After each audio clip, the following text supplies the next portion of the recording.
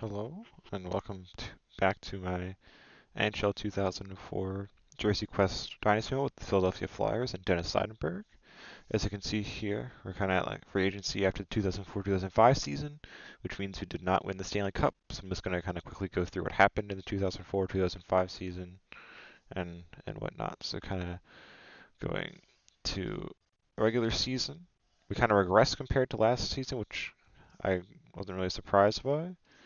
So you can see here we finished 6th in the Eastern Conference with 44 wins and 91 points, which is down from like the 99 we had last season. It was still good enough to make the playoffs. In terms of Dennis Seidenberg's regular season stats, let me pull those up.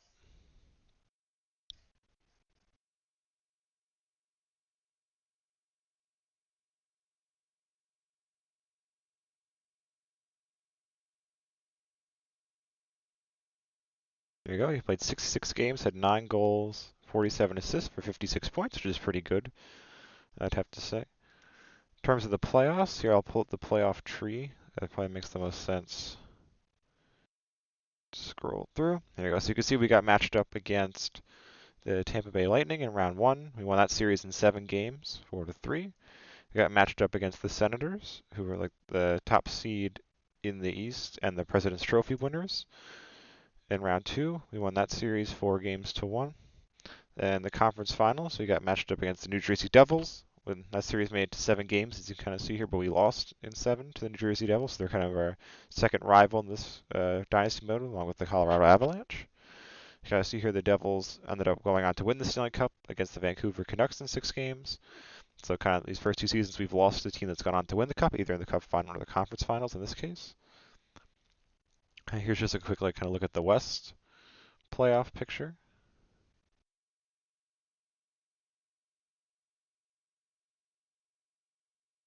In terms of playoff stats, let's go look at those.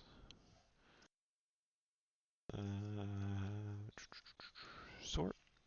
Seidenberg again played all 19 games. Is that the right amount? I can't count. Let me do the math. 7 plus 7 is 14 plus 5 is, yeah, so that's 19. So we played 19 games. He scored 4 goals, had 23 assists for 27 points, which is pretty good. Kind of once again, there was like a lot of the games were really high scoring and stuff, like both the regular season and the playoffs, which kind of led to the leading score in the regular season. This time around was Marian Hossa with 211 points. 10th highest score was Sergei Samsonov with 183. So yeah, scoring is still kind of crazy and whatnot, but it kind of is what it is.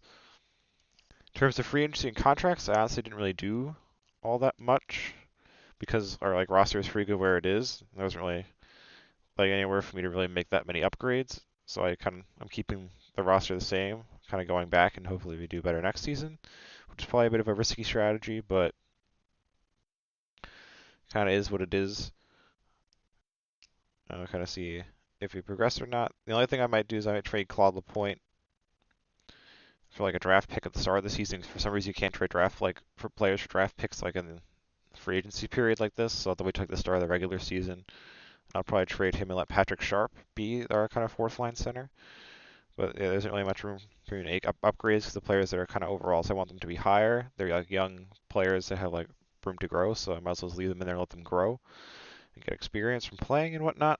But that's kind of it for this kind of recap. Is very quick because there isn't really much to discuss with these older games. There's a lot of like fancy stuff to show and whatnot. So kind of next video will be after the 2005-2006 season, which hopefully will be end of us in the winning the Stanley Cup. So we've gotten pretty close these first 2 seasons, but we'll kind of see. Thank you for anyone who watched us, and hopefully you watch the next video as well.